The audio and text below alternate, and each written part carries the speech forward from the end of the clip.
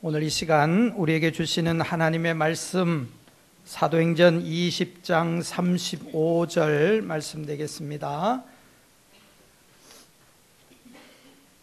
35절 말씀 우리 같이 한 목소리로 말씀 합독하시겠습니다. 범사에 너희에게 모범을 보였느니 곧 이같이 수고하여 약한 사람을 돕고 또 주 예수의 친히 말씀하신 바 주는 것이 받는 것보다 복이 있다 하심을 기억하여야 할지니라. 아멘. 이 시간에는 교회를 교회답게 하자, 이런 제목으로 말씀을 상고하겠습니다. 잔이라고 하는 30살의 젊은 청교도 목사님이 계셨습니다. 그분은 1637년 영국에서 신앙과 또 하나님을 잘 섬기고 또 하나님 앞에 바로 살기 위하여서 신대륙 미국 땅에 이민을 오시게 되었습니다. 그러나 불행하게도 그 다음 해인 1638년 이분이 몸이 안 좋아서 살펴보니 그 몸에 폐결핵균이 이미 많은 몸 여기저기에서 몸을 망치고 있었습니다. 이제 목사님께서는 더 이상 이 폐결핵에 의해서 더 생존할 수 없음을 직감을 합니다. 오늘도 마찬가지지만 과거에 이 결핵이라고 하는 것은 불치병이었습니다. 목사님께서 자신의 인생을 정리하시게 되셨는데 자신의 집을 정리했더니 돈이 한 2,000파운드 정도 그렇게 생기게 되었습니다. 그리고 목사님이기 때문에 책을 많이 사서 공부를 하셨는데 도서가 한 300여 권 있었습니다. 목사님께서 내 인생 마지막 뜻깊은 일을 위해서 내가 무엇을 할까 이런 생각을 하시다가 당시에 뉴타운 칼리지라고 하는 그러한 대학이, 조그만 대학이 청교도들에 의해서 그 지역에 생겨 이제 학생들이 공부를 하고 있었습니다. 이 학교는 어떤 학교였는가 하면은 영국에서 온 청교도들이 이 신대륙에서 하나님을 잘 믿는 그런 기독교 지도자들을 양성하기 위해서 학교를 세웠습니다. 뉴타운 칼리지라. 그래서 이 잔이라고 하는 목사님께서 죽으면서 자신의 재산 절반인 900파운드와 자신의 평생 모았던 도서 300권을 이 학교에다가 기증을 합니다. 그러면서 목사님께서 다음과 같은 유언을 남기십니다. 어떤 유언을 남겼는가 하면, 나는 이 땅에 꿈을 안고 찾아왔습니다. 나는 좀 더 신학을 공부하고 싶었고 좀 더 법률을 공부하고 싶었고 또 과학도 공부하고 싶었습니다. 훌륭한 신학자, 훌륭한 법률가, 훌륭한 과학자가 되는 것이 나의 꿈이었습니다. 그러나 주님께서 나를 부르시는 것 같습니다. 이 땅에서 다하지 못한 꿈을 나의 후배들을 위하여 후배들이 이루어 놓기를 기대합니다. 내가 학교에 제공하는 이 책을 통하여 훌륭한 신학자, 훌륭한 법학자, 훌륭한 과학자가 이 대학에서 배출되어 이 나라에 기여하기를 기도합니다. 이와 같은 기증을 하시면서 유언과 같은 기증서를 작성을 하셔서 학교에 제출했습니다. 학교에서는 이 잔 목사님의 아주 숭고한 뜻을 기쁘게 받아들였습니다. 그리고 학교 이름을 잔 목사님의 성을 따서 하버드라, 하버드 대학교라, 이렇게 이름을 개명을 하였습니다. 바로 그 학교가 오늘날 세계 최고의 대학인 하버드 대학의 바로 기원이 되는 것입니다. 바로 우리가 이것을 통해서 알 수 있는 것이 무엇입니까? 설립자의 기본 정신이 있었고, 하버드 대학은 지난 400여 년 동안, 380여 년 동안 이 잔 목사님의 숭고한 설립 정신과 같이 세계적인 지도자들을 이 학교에서 양성을 한다. 물론 처음에는 하나님 말씀을 가르치는 그러한 성경 학교에서부터 시작이 되었습니다마는 이 학교는 이제 폭을 넓혀서 하버드 대학이 한 200여 년 동안에는 교회의 보조를 받아서 바로 그러한 하나님의 말씀을 가르치는 학교 학교가 되었고, 그 이후에 학교가 확장이 되고 동문들이 학교를 키움으로 말미암아 이제는 인문이나 과학이나 의학이나 전체 모든 종합대학으로서 세계 최고의 학교가 되었다고 하는 것입니다. 이 학교에서 미국의 대통령이 6명이 배출이 되었고, 노벨 수상자 학생 가운데 노벨 수상자가 35명 이상이나 배출한 그러한 학교가 되었다고 하는 것입니다. 바로 무엇을 말합니까? 바른 설립 정신 하에서 그것을 이어가면은 이와 같이 역사적으로도 아름다운 기록을 남길 수가 있다고 하는 것입니다. 학교도 그렇고 회사도 그렇고 설립자가 있으면은 설립자는 아무 생각 없이 그러한 단체나 학교를 세우는 것이 아니에요. 설립 정신을 가지고 목표를 가지고 그 단체를 세우고 그 단체가 그렇게 되는 것을 원하고 되는 것을 보면은 설립자가 가장 기뻐한다고 하는 것이에요. 존 하버드 목사님께서 천국에서 이 하버드 대학이 이와 같은 대학이 되었다고 하는 것을 보시면서 얼마나 기뻐하시겠어요. 사랑하는 성도 여러분, 우리 주님께서 교회를 세우셨습니다. 내가 이 반석 위에 내 교회를 세우겠다고 말씀하시고 주님의 말씀대로 교회가 세워졌습니다. 교회의 설립자가 우리 주님이신데 주님께서 이 교회를 세우실 때에 아무 계획이 없고 아무 생각 없이 생각나는 대로 굴러가는 대로 교회가 되기를 원하시는 분은 분명히 아니셨습니다. 하나님께서 자기의 핏값으로 교회를 샀다라고 우리 바울 사도께서는 지난 시간에 말씀을 통하여서 우리가 살펴보았습니다. 이와 같이 하나님의 핏값 예수 그리스도의 보배 피로서 귀하고 귀한 자신의 몸을 버려서 이 교회를 세워 놓으셨는데, 그러면은 이 교회가 과연 우리가 예수님께서 원하시는 교회의 설립 목적에 대해서, 목표에 대해서 우리가 바로 알고 그 길을 향해서 달려가고 있는가 하는 것을 우리가 기억을 하시고 생각을 해볼 문제라고 하는 것입니다. 목적이 변질되고 왜곡되면 추악한 것입니다. 추악한 것입니다. 존재 가치가 없어진다고 하는 겁니다. 교회도 마찬가지라고 하는 것을 여러분들이 기억을 하셔야 되는 것입니다. 우리 한국 교회가 지난 한 130여 년 한국 교회의 역사를 통해서 수많은 일들을 과거에 감당을 했습니다. 백범 김구 선생께서는 이런 말씀을 하셨어요. 교회가 사회 인정을 받고 목표와 교회의 이념이 이 사회에 그대로 전달되는 그 시대에 김구 선생님께서는 우리나라 각 지역에 경찰서 100개, 1000개를 만드는 것보다 정말 중요한 것은 그 지역에다가 교회를 하나 세우는 것이 더 낫다, 이런 말씀을 하셨어요. 바로 교회가 목적대로 주님이 원하시는 교회만 되면은 이 세상에 교도소 100개 만들고 경찰서 1000개 만드는 것보다 교회는 더 영향력 있게 그 지역을 변화시키는 그런 곳이 될 것을 김구 선생께서 말씀을 하셨습니다. 그러나 오늘날에는 웬일인지 우리 교회들마다 이러한 영향력과 이러한 사람들의 존경과 이런 것을 다 상실하고 바로 교회는 비난의 대상이 되어가고 있다는 이런 안타까운 현실을 우리가 맞닥뜨리지 아니할 수가 없다는 것이에요. 과거에 사람들이 그렇게 우호적으로 바라보았던 교회가 과거에 30년, 40년 전에는 교회를 사람들이 다니든 안 다니든 교회 다니는 사람은 다 보증수표였습니다. 교회의 목사님은 비록 가난할지라도 다 존경받는 분들이었어요. 교회의 유지였어요. 제가 초등학교 다닐 때에 학교 우리 전교생 앞에서 무슨 행사를 하는데 우리 담임 선생님께서 우리 아버지를 좀 불러오라는 거예요. 내가 잘못한 게 아니고 니네 아버지가 와서 우리 학생들 벌써 한 40여 년, 한 50, 40한 몇 년 전이잖아요. 우리 아버지 보고 그 학생들 앞에서 정말 선생님들 앞에서 해주라고, 제가 서울 가련동 가령국민학교 출신인데 그 가령국민학교, 혹시 가령국민학교 나오신 분 있으세요? 그렇게 하시더라고요.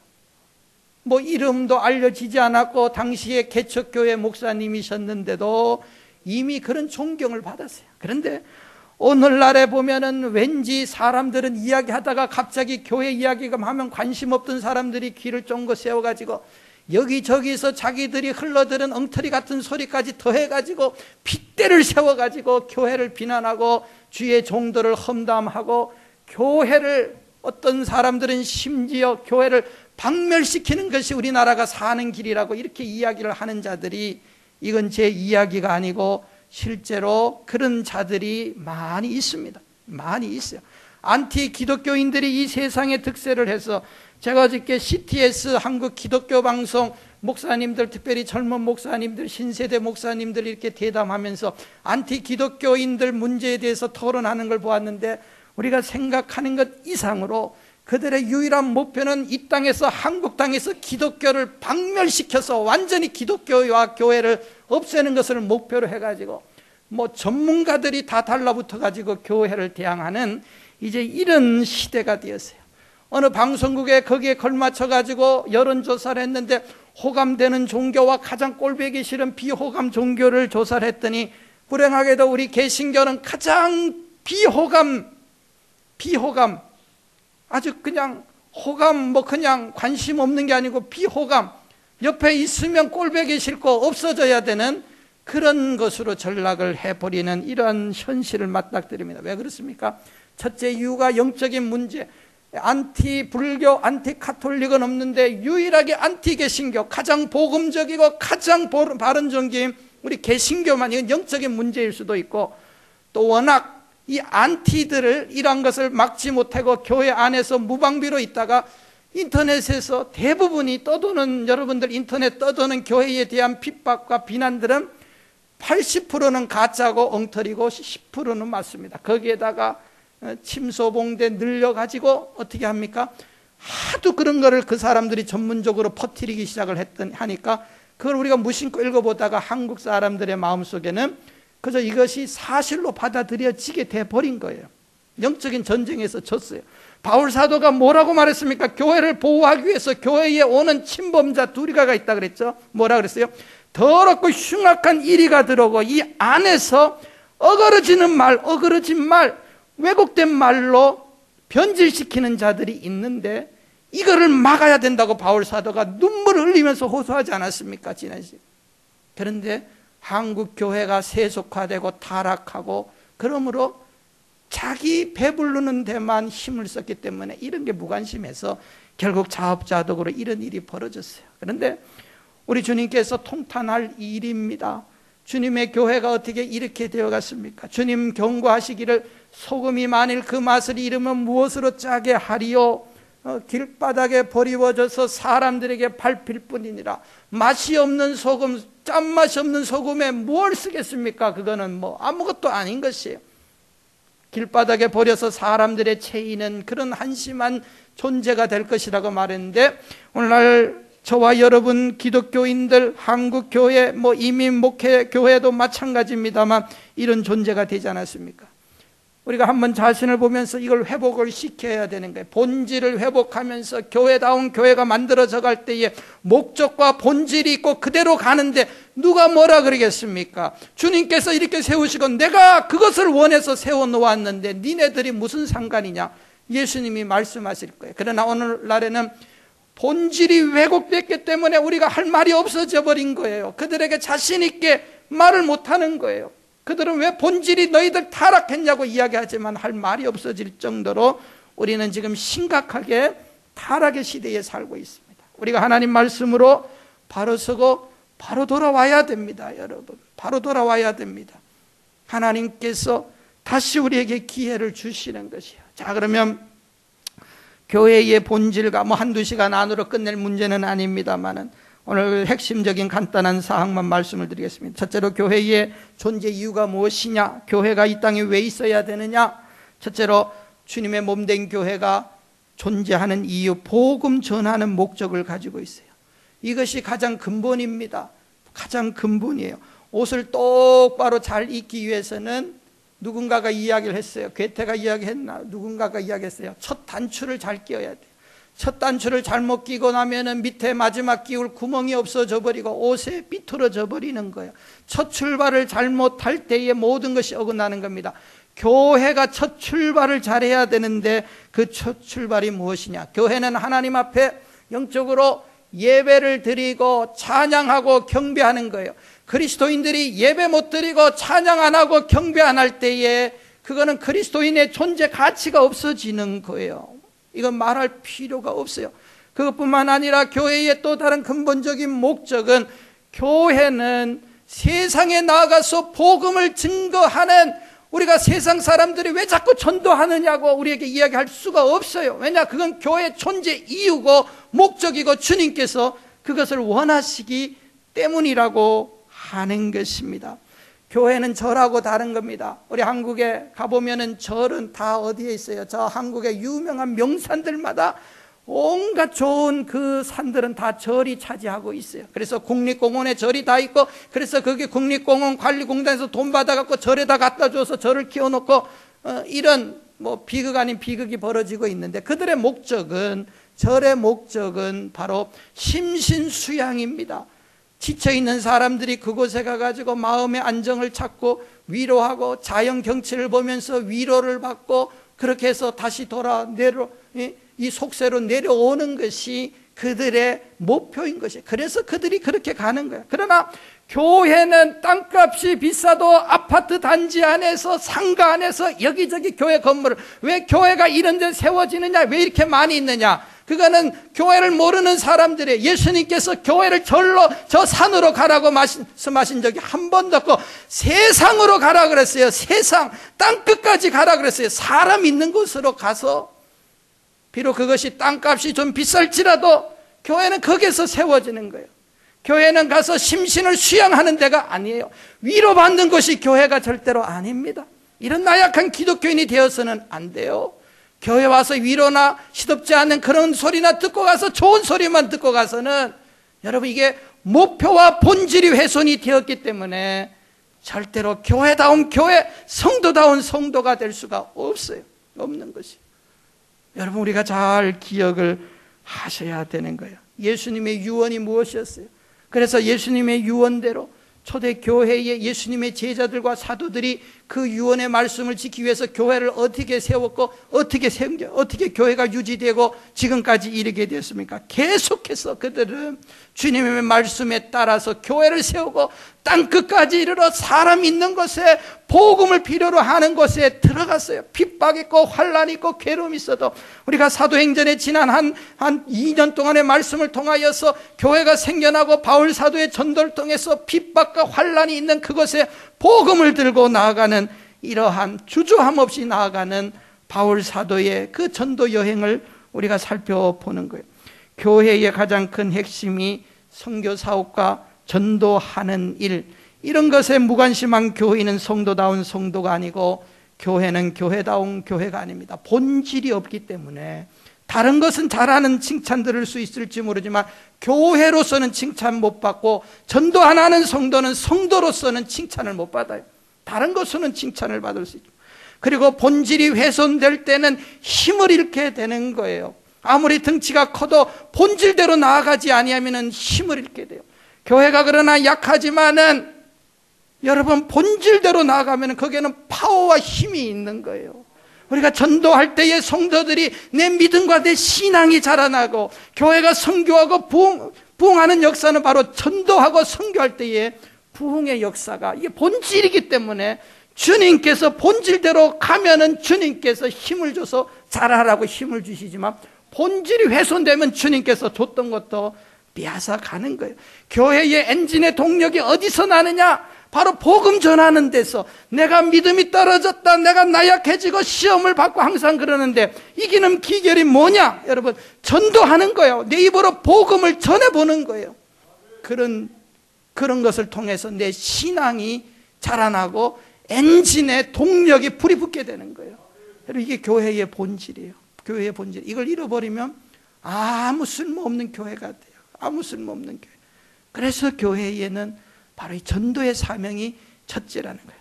그것뿐만 아니라 두 번째, 교회의 가장 큰 목적 중에 하나는, 교회는 세상으로 나아가서 세상을 변화시키고 세상을 축복하고 세상을 살리는 역할을 교회가 하는 겁니다. 이 일을 잘하면은 우리 주님께서 칭찬하십니다. 그 교회를 복 주시는 겁니다. 그러나 못하면 교회다운 것이 아니에요. 세상 사람들은 한국 교회와 우리들을 향하여서 자꾸 돌팔매질을 하는 것은 자기들을 좀 살려달라는 겁니다. 그 호소로 들어야 됩니다.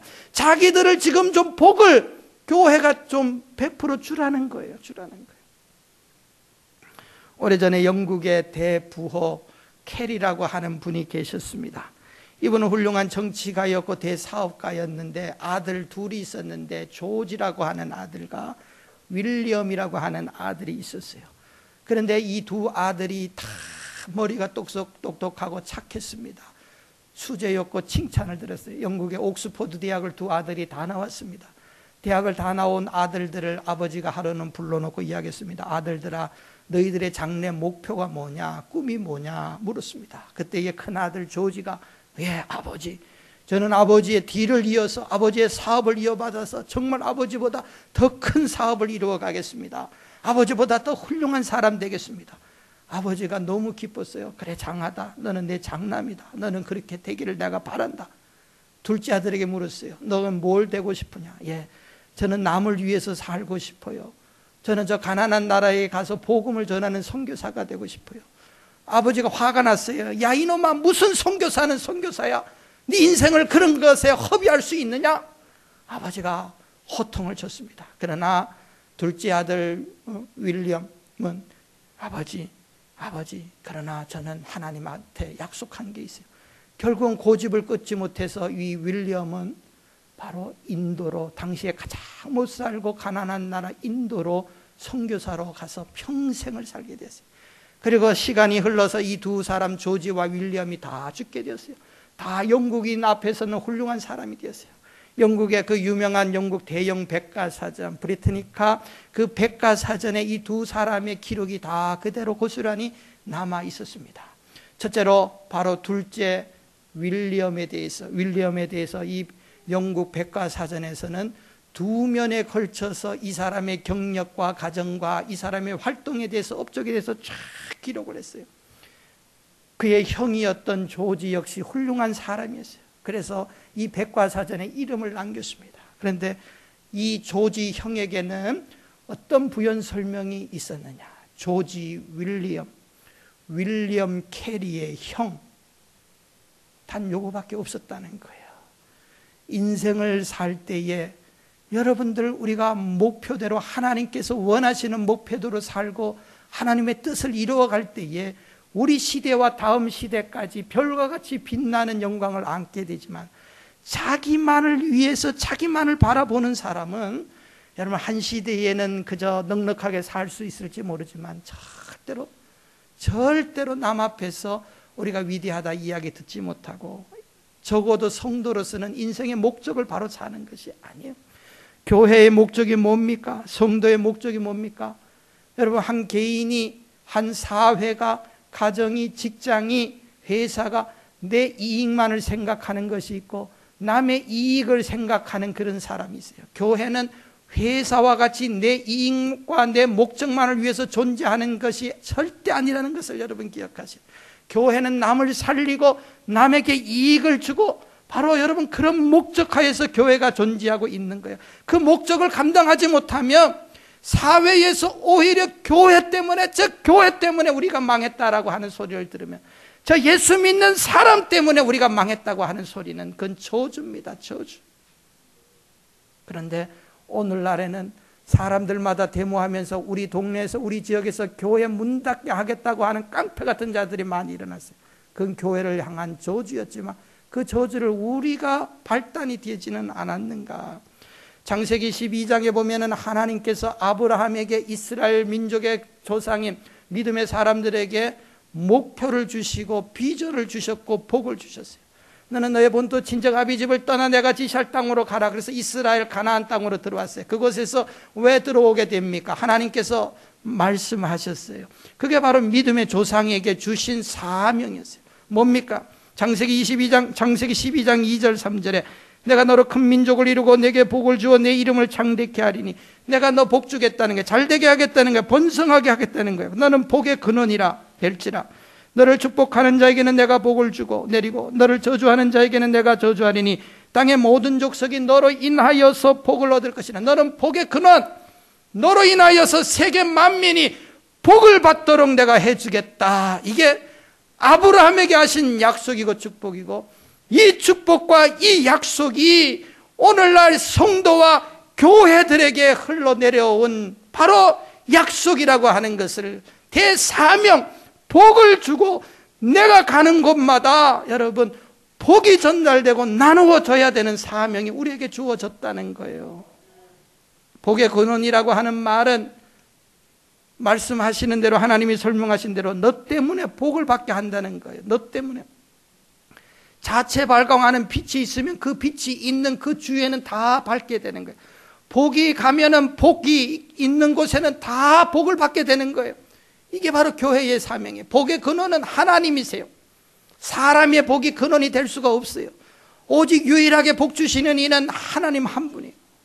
만복의 근원 하나님, 온 백성 찬송 드리고 저 천사여 찬송하세. 만복의 근원은 하나님. 복의 근원 강림하사 찬송하게 하소서. 한량없이 자비하시. 복의 근원은 하나님이에요. 그런데 하나님께서 그 복을 우리에게 주셨어요. 그래서 우리가 그 복을 받고 세상을 사는 거예요. 그래서 우리가 복의 근원이 된 거예요. 우리가 그래서 교회가, 성도들이 가는 곳마다 나는 복이기 때문에 내가 가는 곳마다 우리들은 너는 나 때문에 산다, 너는 내가 가니까 수지 맞은 것이다, 우리가 그런 자신감을 가지고 그렇게 살고, 실제로 내가 가는 곳에 정말 복이 전달돼야지. 어떤 사람은 손만 대고 가는 곳마다 사람을 실패로 만들고 사람을 망하게 하고 이렇게 아픔을 주는 그리스도인들이 많이 있습니다. 그건 그리스도인이 아니에요. 교회도 역시 마찬가지예요. 세상을 살려야 돼요. 살려야 돼요. 복을 받고 살려내는 일을 교회에 사명을 주셨는데 이거를 못하니까, 이게 없으니까 사람들이 외치는 거예요. 외치는 거예요. 소금이 들어가는 곳마다 싱거운 음식이 짜지고 세상 살맛 없는 것에 살맛 있게 만들어야 되는데 오히려 아무런 역할을 못하니까 맛이 없어가지고 갖다 버리고 밟아버리면서 울부짖는 거예요. 왜 너희들이 내가 싱거운데 좀 소금으로 짠맛을 왜 못 내주냐고 세상 사람들이 울부짖고 있는 겁니다. 저와 여러분들 기억을 하셔야 돼요. 교회가 무엇입니까? 먼저 교회 다니는 저와 여러분이 복을 받으셔야 돼요. 복을 받아야 돼요. 하나님께서 내가 너 때문에 세상 사람들이 복 받는다는데 나는 못 받은 복을 그 세상 사람들이 복을 받을 줄 압니까? 내가 먼저 받아야지 내게 있는 복을 그들이 받아가는 거예요. 나는 빛은 아닌데, 나는 껌껌한데 세상 사람이 나보고 나 때문에 반사돼서 밝아지겠습니까? 아니에요. 내가 먼저 빛이 되어서 어둠을 밝혀주는 역할이에요. 복을 받아야지 돼요. 여러분, 복은 하나님이 주시고 아브라함에게 약속하신 대로 하나님께서 하시기 때문에 내가 먼저 교회에 다니면서 복을 받으셔야 돼요. 받아야 돼요. 하나님, 다른 거 말고 내게 좀 복을 주세요. 내 가정에 복을 주세요. 하나님, 가정이 복을 받아요. 좋은 교회가 무슨 교회입니까? 그 교회 다니는 성도들이 다 복을 받아야 돼요. 가난하고 그렇고 병들고 시험에 들고 그건 좋은 교회가 아니에요. 교회가 뭐 어마어마하게 크고 잘 해놔도 그건 좋은 교회예요. 교회가 평안하고 성도들이 복을 받고 제가 여러분들 금요 기도에 오시는 분들은 제가 항상 똑같은 기도잖아요. 무슨 기도합니까? 이 교회를 출입하는 자들마다 다 복을 받게 해달라고. 그게 좋은 교회입니다. 교회 와서 복을 받고 가야지. 시험 받고 교회 와서 문제 안고 가면 그게 좋은 교회가 되겠습니까? 어떤 문제라도 교회 와서 기도하시고, 경제적인 이유, 자녀의 문제 다 복을 받으셔야 돼요. 복을 받아야 돼요. 그래서 그 복을 나 때문에 옆에 있는 내 가정의 불행한 가정이 잘 살도록, 그래야지 우리가 교회다운 교회, 성도다운 성도. 사무엘상 1장 27절에 보시면 이런 말씀이 있어요. 제가 지난주에 성경을 읽다 보니까 이 아이를 위하여 내가 기도하였더니 여호와께서 나의 구하는 기도 한 발을 허락하신지라. 한나가 아이가 없어서 소름당해서 성전에서 기도했는데 이 아이를 위해서 기도했더니 하나님 아이 주셔서 구하는 바를 허락하셨어요. 가정의 문제, 어려움을 구하는 바를 위해서 기도하세요. 자녀들을 위해서 그 복을 받아야죠. 보세요. 없는 아이 하나님께 달라고 기도해서 이 아이 반듯한 아들 하나 키워놨어요. 그런데 여러분, 자녀가 속색입니까? 있는 아이 왜 똑바로 복을 받아서 없는 것도 하나님이 만들어 주셔가지고 똑바로 키워 잘 되겠는데, 우리는 있잖아요. 있는 거 똑바로 만드는 거 그거 쉬워요. 없는 것보다 쉽다고요. 자식이 말 안 듣지만 없는 거 만들어서 똑바로 인간 만드는 것보다 있는 거 조금 수정시켜가지고 제대로 된 하나님의 사람 만드는 거 그거 쉬워요. 어떻게? 내가 그 복을 받아야 돼요. 한나처럼 기도하셔서 내가 이 아이를 위하여 기도하였더니, 내가 이 가난을 위하여 기도하였더니, 이 병을 위하여 기도하였더니, 이 문제를 위해 기도했더니 하나님께서 들어주심으로 오늘날 이 아이를 주셨다. 오늘날 이 복을 주셨다. 여러분, 그 복을 받으시고, 기복주의니 뭔 주의니 그런 되도 않는 소리를 해대는 사람하고는 상대하지 말고 내가 복을 받고, 또 그것뿐만 아니라 하나님께서 이 지역에 왜 이 교회를 세워주셨는가, 정말 이 나성에 이 정말 온갖 죄악과 추악한 것이 있는 이 땅에 한인교회를 세워주신 것이 이 나성을 변화시키기 위하고 이것을 치유하고 살리기 위한 하나님의 뜻이 있다는 것을, 우리가 이 사명을 가지고 한인교회들이 먼저 바로 서가야 돼요. 미국 교회는 별 볼 일 없어요. 볼 것도 없어요. 대부분의 미국 교회들은 이미 타락하고 넘어졌습니다. 그래도 말씀 붙드는 거는 일부의 한인교회들만 남아있어요. 제가 볼 때는 일부의 한인교회, 그것도 정말 말씀 붙들고 말씀으로 살아가려고 울부짖는, 매달리는 그런 것이 불씨가 돼서 다시 타락하고 변질된 신앙, 그런 교회들을 새롭게 만들어야 돼. 그 사명을 제대로 된 교회들이 가지고 있어요. 그렇게 해서 하나님 말씀으로 다시 살려내야 돼요. 이게 하나님이 주신 사명이에요. 사명. 똑같이 섞여서 똑같이 춤추고 장구치면 안 되는 거예요. 말씀에 바로 서가지고 미국이라고 하는 나라, 우리 고국의 대한민국에 있는 교회들이 쓰러져 가고 있는 이 미국 고국을 살려내야 돼요. 살려내야 돼요. 이게 바로 교회에 주신 사명.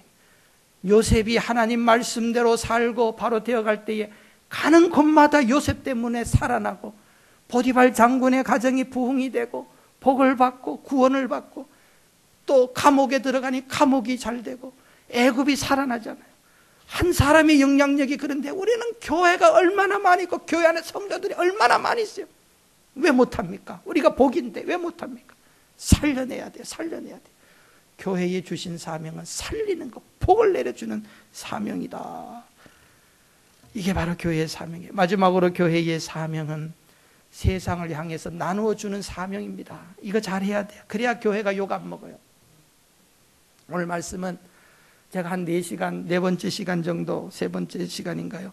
바울 사도의 예배소 교회 장로님들을 향한 유언의 말씀이에요. 바울 사도가 예수님의 유언도 있지만 바울의 유언 같은 말씀이 있어요. 바울이 그 유언의 말씀을 남기고 36절에 보면 이제 다 눈물 흘리고 서로 껴안고 헤어집니다. 그러면 38절에 이제는 다시는 못 볼 줄 알고 저들이 눈물을 흘리면서 작별했다고 성경은 기록을 하고 있어요. 왜냐? 바울이 유언을 남겼기 때문에. 그런데 바울 사도의, 물론 그는 예수님이 아니에요. 예수님의 사도고 예수님의 가르침을 그대로 전달해 주는 사람인데, 그의 유언도 하나님께서 감동을 주셔서 그는 성경을 많이 쓴 그런 정도의 능력자이기 때문에 우리가 그의 말을, 유언의 말을 기억을 하셔야 됩니다. 그게 뭡니까? 바울의 유언이 35절 교회를 향한 유언이었어요. 그게 35절이에요. 많은 말을 교회를 향해서 던졌지만 이게 바울의 마지막 말이었어요. 이게 마지막 말이었어요. 35절 중반절 이하의 말씀에 보면은 우리 한번 같이 읽겠습니다. 시작. 약한 사람들을 돕고 또 주 예수의 친히 말씀하신 바 주는 것이 받는 것보다 복이 있다 하심을 기억하여 할지니라. 주는 것이 받는 것보다 복이 있다. 이건 교회가 명심해야 되는 예수님의 말씀, 물론 복음서에 이 말씀이 그대로 기록되지는 않았어요. 그러나 예수님의 가르치심이었어요. 주는 것이 받는 것보다 복이 있다. 보통 사람들은 복은 내가 소유하고 남의 주머니에서 내 것이 와야지, 돈이 돌고 돈다 그래서 남의 주머니에 있는 돈이 내 주머니로 와서 내가 그것을 딱 in my pocket 하면 그것만큼 희열과 기쁨이 없어요. 그렇잖아요. 돈 버는 게 뭡니까? 남의 있는 주머니 있는 돈 내 주머니 집어넣는 게 돈 버는 거잖아요. 이게 복이잖아요. 복이잖아요. 그러나 이 복, 이것도 복이지만 진짜 좋은 복은 내 주머니에서 나가는 것, 내게 없어지는 것이 더 큰 복이라. 주 예수의 말씀이라. 저와 여러분들은 첫 번째 복인 주머니에서 남의 것이 들어오는 복도 귀한 복이에요. 그것도 복이에요. 우리도 그 복을 받으셔야 돼요. 한국이 6.25 전쟁과 그 이후에 미국과 서방 세계의 많은 원조를 받아서 이제 경제를 일으켰는데, 한국이 이렇게 잘 살게 되었지만 한국 옆에 있는 동남아 여러 나라 보세요. 다 같이 출발했지만 우리 한국만 잘 살게 됐어요. 왜? 서방에서 미국에서 원조하고 도와줬어요. 이건 무엇을 말합니까? 한국이 복받은 거예요. 복받은 거예요. 이런 의미에서 복이라는 거예요. 하나님이 복을 주셨고 한국이 행운이 있어서 그 복을 받은 거예요. 그러나 진짜 복은 나누어 주었던 사람이 진짜 복이라는 거예요. 서방 국가에서 미국에서 선교사님들을 보내시고 그들이 입지 않고 먹지 않고 아껴가면서 정말 저 동방의 조그만 나라 한국 대한민국이라고 하는 알지도 못한 나라 사람들을 위하여서 6.25 전쟁을 통하여서 한 5만 명의 생명을 앗아가게 만들었고 10만 명 넘는 사람들이 부상을 하도록 그렇게 도와줬던 그 나라가 복된 나라라는 것을 여러분 기억을 하셔야 돼요. 그게 복이에요. 예수님의 말씀이에요. 말씀. 오늘날 교회들마다 우리가 어떤 사명을 가지고 있습니까? 개인도 가정도 마찬가지예요. 예수님의 이 말씀, 바울 사도의 유언을 기억을 하면서 교회가 교회다워지기 위해서는 내 주머니에 있는 것을 자꾸 나와가지고 쌓아놓는 것이 아니고 자꾸 내보내줘야 되는 것이에요. 그게 기쁨이 있어요. 그게 감사가 있어요. 그게 복이 있는 거예요. 우리 교회도 그렇잖아요. 여름에 무슨 단기 선교나 행사를 통하여서 얼마나 많은 사람들이 보지도 못하는 멕시코나 어디 지역이나 그 사람들 얼굴 한 번이나 봤습니까? 내가 한번 밥이라도 한 끼 얻어 먹은 사람 아니지만 그들을 위해서 우리가 땀 흘리고 수익금을 얻어서 그들을 위해서 쓰고, 우리 집에도 안 쓰는 좋은 것들을 갖다 주는 것도 있고. 그러나 예수님은 그걸 복이라. 왜 그렇습니까? 시간이 없기 때문에 간단하게 그게 복이 되는 이유를 두 가지 말씀드리고 마칠게요. 첫째로, 거기에 하나님 주시는 행복과 기쁨이 있어요. 그렇게 하는 사람은 돈을 착 하루에 일당을 100불 벌어야 되는데 300불 벌었다. 아주 기분이 짜릿합니다. 그런데 그거보다 더 기분이 오래가는, 뚝보기에 만드는 된장처럼 오래가는 기쁨의 요운이 있어요. 그거는 내 주머니에서 나가는 거. 아프리카의 성자 슈바이처 박사님이 아프리카에서 운영하던 랑바레네라고 하는 병원이 있었어요. 슈바이처 박사님이 이곳에서 한평생 헌신했는데, 슈바이처와 함께 평생을 같이 헌신했던 미모의 백인 간호사 마리안 프레밍거라고 하는 간호사가 있었어요.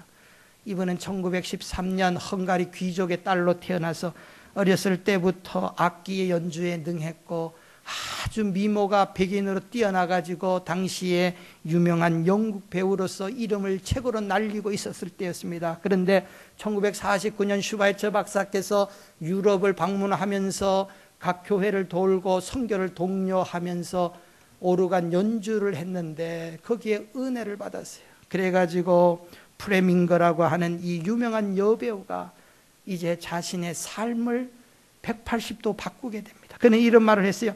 지금까지 내 인생은 허상일 뿐이었다. 남을 위한 삶이 진정한 가치가 있다. 슈바이처 박사를 보면서 지금까지 자신의 그 명성과 누리고 있는 모든 것들, 나를 위한 것은 다 허무했다. 남을 위해서 사는 것이 진정한 가치가 있는 것을 내가 저분을 통해서 깨닫게 되었다. 그리고 슈바이처와 함께 그 병원에 가서 그곳에서 한평생을 보냅니다. 그리고 이제 그곳에서 이 프레밍거는 세상을 떠나는데 그녀가 죽으면서 한 말이 있어요. 이분의 자서전도 나와 있어요. 뭐라고 말했느냐. 그분은 많은 흑인들을 돌보고 그렇게 한평생을 살아갔어요. 그분이 눈을 감으면서 사람들 앞에서 남을 위하여서 헌신하는 삶이 이렇게 행복할 줄을, 말을 다 못 맺고 세상을 떠났어요. 남을 위해서 사는 인생이 이렇게 행복한 줄을 정말 깨달았다. 행복한 삶을 자신이 배우로서 명성을 얻을 때보다 남을 위해 살 때가 정말 행복했다는 거예요. 그게 행복이에요. 여러분, 그래요. 주는 사람만이 알 수 있는 기쁨이 있어요. 교회는 어려운 사람들, 어려운 교회들 할 수만 있으면 많이 도와주는 것이 기쁨을 누리는 거예요. 성도들이 기쁨을 누리는 거예요. 우리 교회도 뭐 여러 가지로 많은 헌신과 투자를 하는 분이 있는데, 뭐 제가 공지사항으로 지난번 몇 달 전에 달력을 미자리 교회를 위해서 만들어 준다 해서 우리 성도들이 몇 분이 이렇게 헌금을 해서 12교회 달력을 제작을 했어요. 그래서 그분들에게 이제 나누어 줄 예정인데, 그 중에 헌금을 한 어떤 분에게 제가 고맙다고 카톡을 했는데 그분이 이렇게 저에게 리플라이를 해왔어요. 작년에도 그분이 또 했어요. 목사님 죄송해요. 다음에는, 그분이 2,000불을 하셨는데 내년에는 더 많이 할게요. 이런 리플라이를 했어요. 그 마음속에 2,000불 이상의 기쁨과 평안을 누리는 거예요. 하나님이 채워주시는 거예요. 그 마음의 평강을 줄 때에. 두 번째로 우리가 베푸는 삶을 살 때는, 시간이 많이 갔기 때문에 이것이 가장 확실한 투자입니다. 확실한 투자. 손해보지 않는 투자라는 거예요. 미국에 세계적인 투자왕이 있습니다. 워런 버핏이라고 하는 사람, 투자왕이에요. 변변치 않은 회사, 그 사람은 그 회사를 운영하면서, 변변치 않다는 것은 뭐 회사 건물이 뭐 위대하고 뭐 잘 된다는 게 아니고, 이분은 어디에다가 투자할지를 잘 압니다. 세계 미국의 두 번째 부자입니다. 두 번째 부자예요. 빌 게이츠 다음으로 수년째 미국에서 재산이 제일 많은 사람. 근데 이분은 어디에다가 투자하면 돈 버는 것이 눈에 보입니다. 그래서 이분에게 조언을 들으면 반드시 성공한다고 사람들이 믿고 있어요. 해마다 그래서 사업하고 장사하는 사람이 이분하고 만나서 대화 나누기를 원합니다. 그래서 원하는 사람 다 줄 수 없어서 이베이 경매 사이트에서 경매를 해마다 붙이는데, 단 3시간 동안 워런 버핏과 점심 식사를 나누면서 투자에 대한 조언을 듣는데, 얼마에 이 베팅이 되는 줄 아세요? 올해 베팅된 것이 3시간 점심 약속 잡는데 돈이 220만 불 들어갑니다. 220만 불. 그러나 그 돈을 아까워하지 않아요. 왜냐? 많은 과거의 사람들이 이 사람 3시간 만나고 나서 200만 불 썼지만은 2천만 불 이상의 사업의 번성을 가져왔다고 믿고 있어요. 저는 이 말씀을 가만히 보면서, 이 워런 버핏이 뭔데? 우리 하나님은 이 사람도 실수를 하고 잘못 투자해가지고 얼마 전에 신문에 나서 뭐 그런 이야기가 나기도 했는데, 하나님은 투자의 왕이시고 하나님은 입을 닦지 아니하시고 우리가 하나하면 10과 100을 주시는 하나님인데, 빌리그레암 목사님은 이 세상에 100% 이윤을 주고 남기는 투자 없지만, 그런 은행 없지만 하나님의 천국은 30배, 60배, 100배. 우리가 하나님 앞에서 이러한 헌신과 희생과 섬김을 하면 반드시 주께 하나님이 우리에게 더해 돌려주는 거예요. 잠언 11장 24절에 흩어, 우리 한번 같이 읽겠습니다. 시작. 흩어 구제하여도 더 부하게 되는 일이 있나니 과도하게 아껴도 가난하게. 아낀다고 되는 게 아니에요. 흩어 구제해도 부하게 되는 일이 있고, 누가복음 6장 38절 바로 이 말씀을 가지고 바울 사도가 하신 말씀이요. 시작. 주라 그리하면 너희에게 줄 것이니 곧 후이 되어 누르고 흔들어 넘치도록 하여 너희에게 안겨주리라.